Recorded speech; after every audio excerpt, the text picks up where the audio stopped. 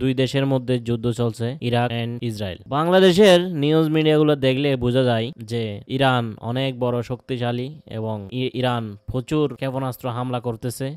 এই পর্যন্ত ইরান জয়ী হয়েছে, এভাবে আমরা বাংলাদেশের চ্যানেলগুলো দেখলে বুঝতে পারি। কিন্তু আমরা যদি বাস্তবতা নিয়ে আলোচনা করি, সেই ক্ষেত্রে দেখা যায় প্রথমে ইসরায়েল ইরানকে হামলা করেছে। সেখানে হামলার শুরুতেই 6 জন পরমাণু বিজ্ঞানী, আরো কয়েকজনের মতো সেনাপ্রধান, বিমান প্রধান এবং অসংখ্য বড় বড় নেতৃবৃন্দকে প্রথমে শুরুতে হামলা করে তাদেরকে বেহেশতে পাঠিয়ে দিয়েছেন। তো ইন্না লিল্লাহি ওয়া ইন্না ইলাইহি রাজিউন, তাদেরকে আল্লাহ বেহেশতে নসিব করুক। এর পরবর্তীতে প্রথম দিনই 100-এর মতো বিমান হামলা করে পুরা ইরানের বিভিন্ন জায়গায়, পরমাণু কেন্দ্রে বিভিন্ন জায়গায় তারা হামলা করছে। এর পরবর্তীতে দেখা যায় তারা সেই দেশের ইরানের সরকারি টেলিভিশনেও হামলা করেছে এবং হাসপাতাল থেকে শুরু করে অসংখ্য জায়গায় তারা হামলা করেছে। সেই হামলাগুলো কিন্তু একদম ধ্বংসাত্মক। যেখানে হামলা করেছে সেই বিল্ডিং, যদি কোনো বিল্ডিং এ যদি হামলা করে থাকে, সেই বিল্ডিংটা দেখা যাবে একদম ধ্বংস হয়ে গেছে। ইসরায়েলের হামলায় ইরানের যেখানে হামলা করেছে সেটাই ধ্বংস হয়ে গেছে, অর্থাৎ হামলাগুলো একদম ধ্বংসাত্মক ছিল।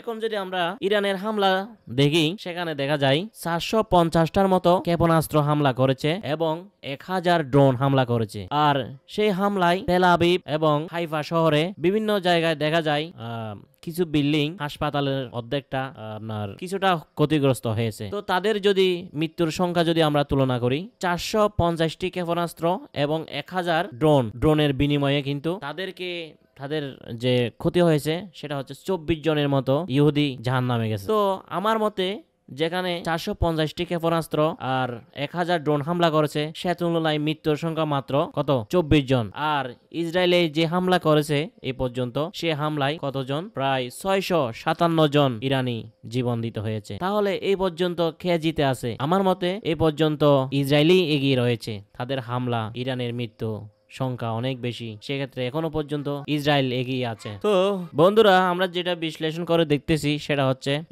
ইরান কিন্তু অনেকটা পিছিয়ে আছে এই যুদ্ধে। আপনারা একটু চিন্তা করে দেখেন, কিন্তু আমাদের বাংলাদেশের চ্যানেলগুলো দেখলে মনে হয় ইরান জিতে গেছে আর তেল আবিব হেরে গেছে। আসলে না। আবার এরকমও আসে যে ইরান ইসরায়েলের যে যেগুলো আকাশ প্রতিরক্ষা ব্যবস্থা একদম শেষ, পুড়িয়ে গেছে, আর মাত্র 6 দিনের মতো তারা আকাশ প্রতিরক্ষা ব্যবস্থা চালাতে পারবে এবং তাদের অনেক অনেক তারা দুর্বল, টাকা পয়সায় তারা আর্থিকভাবে তাদের অনেক ক্ষতি হয়ে গেছে। আসলে এটা হচ্ছে একদম ভুয়া নিউজ।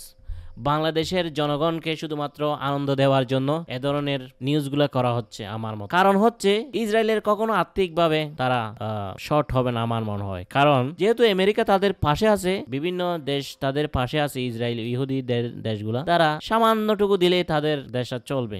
আর ইরানকে দেওয়ার মতো তেমন কাউকে দেখা যাচ্ছে না। ইরানের শক্তি যতদিন আছে এতদিন তারা হামলা চালাবে, আর একটা বিমানও তারা আটকাতে পারতেছে না। বিমান ঢুকতেছে, আপনার একদম টার্গেটেড জায়গাগুলো তারা ধ্বংস করে চলে আসতেছে। তো সেরকম কিন্তু হচ্ছে না।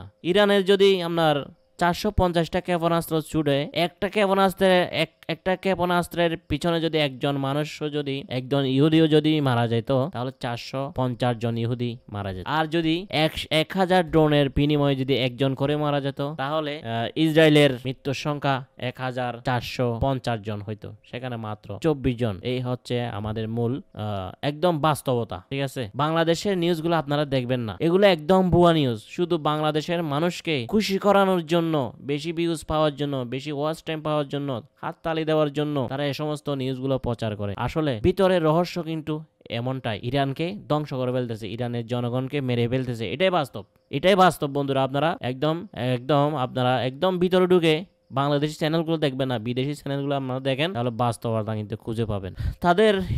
এই আর কি, আজকের সংলাপটা এখানে শেষ করতেছি, আর বেশি কিছুটা বলবো না। ঠিক আছে, তো হলো এখনো পর্যন্ত ইরানের। ঠিক আছে, তো আসসালামু আলাইকুম, থ্যাংক ইউ সো মাচ, দোয়া করবেন।